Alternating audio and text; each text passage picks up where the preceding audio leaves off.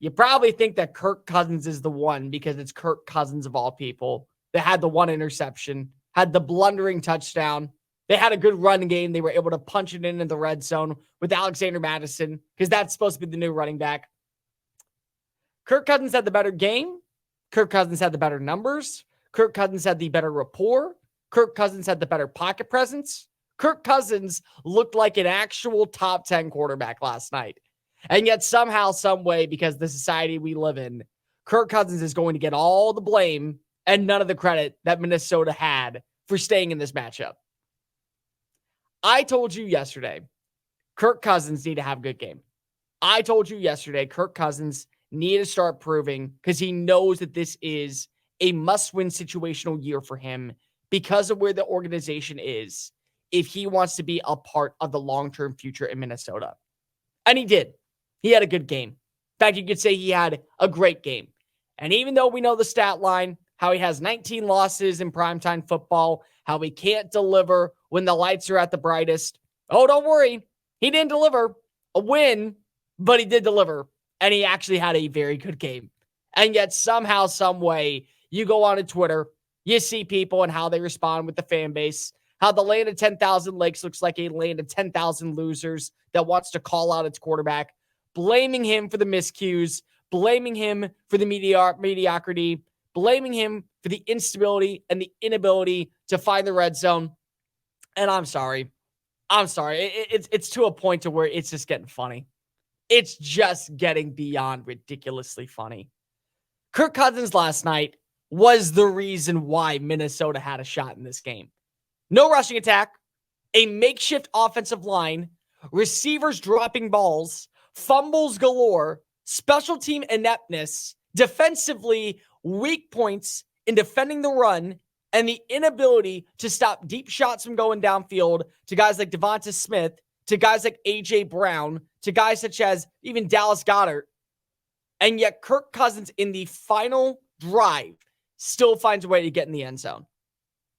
Kirk Cousins is not responsible for Justin Jefferson dropping a football and it becoming a touchback.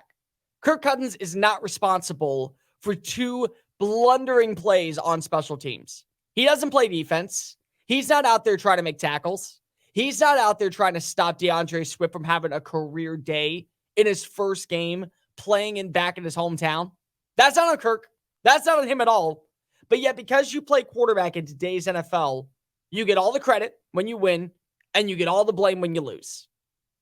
You do realize that even though he did have a fumble, that was with a horrendous offensive line. There's a play, and I don't mean to call out this guy, because of unfortunately, it ended up being the last play for him. He got carted off.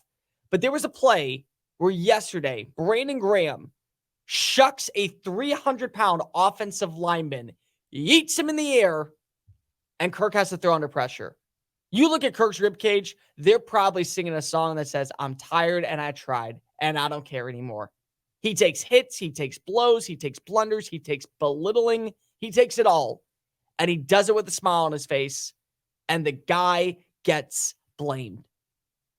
You cannot help that for every single bad pass that Kirk had last night, there was a bad drop. I counted 4 drops in this game. 1 by TJ Hawkinson, 1 by, I believe it was Jordan Addison. It may have been Justin Jefferson. 3 by KJ Osborne. That's not on him. Could throws have been a little bit better? Absolutely. If you hit Justin Jefferson a little bit more in stride, does that touchback end up becoming a touchdown? Maybe. But is that your responsibility to hold onto the football when you're diving for the pylon? No. That's on Justin Jefferson. Is it your responsibility for the miscues that come on the defensive side of the football? Nope. That's on brand new coordinator Brian Flores.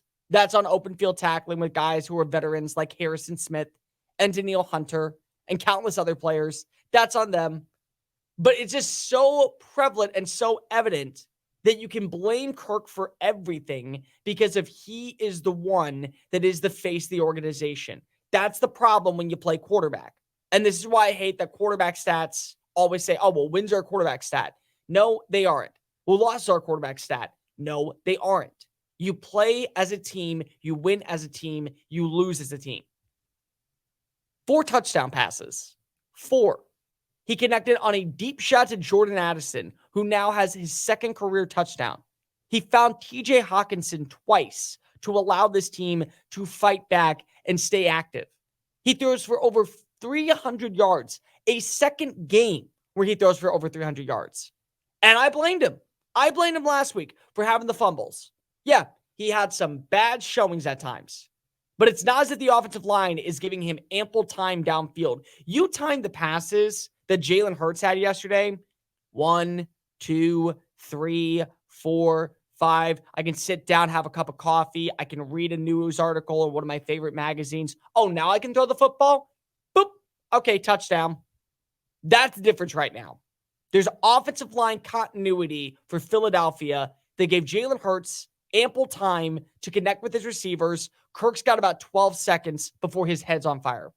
And I mean 12 seconds in a drive. So that means you can go downfield and it's a 10-play drive. He's got what? 1.2 seconds per play before the pass rush is going to cascade over him and crush him into oblivion. Kirk's a good quarterback. I've had this conversation with you before. Kirk is a great quarterback, but unfortunately, he's not an elite quarterback. He needs help. He needs people surrounding him. And he has that at the receiving core. Jordan Addison is becoming a very good quality number 2 receiver. You have a legitimate number 1 pass catcher in Justin Jefferson. You have playmakers in TJ Hawkinson. But you don't have an offensive line, and that's not on him. You don't have a defense. That's not on him. And so far through 2 games, he has 6 touchdowns, 1 interception, over 730 passing yards, and a passer rating of over 105. But yet we want to blame him because it's an easy target. At this point, it's wash, rinse, repeat every single week. You might as well blame Kirk Cousins for everything in life at this point. Gas prices are high. Thanks, Kirk. I can't afford formula for my baby. Thanks, Kirk. My mom has cancer. Thanks, Kirk. Because it's easier to have those kind of conversations because we throw him under the bus. Kirk Cousins last night was not the problem in prime time. He was the only reason why he even had a shot to win the game late. Hey guys, thank you so much for watching that video. Don't hit the X button yet. Make sure you hit subscribe to keep up with all of our daily content found on Just Saying It and anything else that we post on this channel. Bye.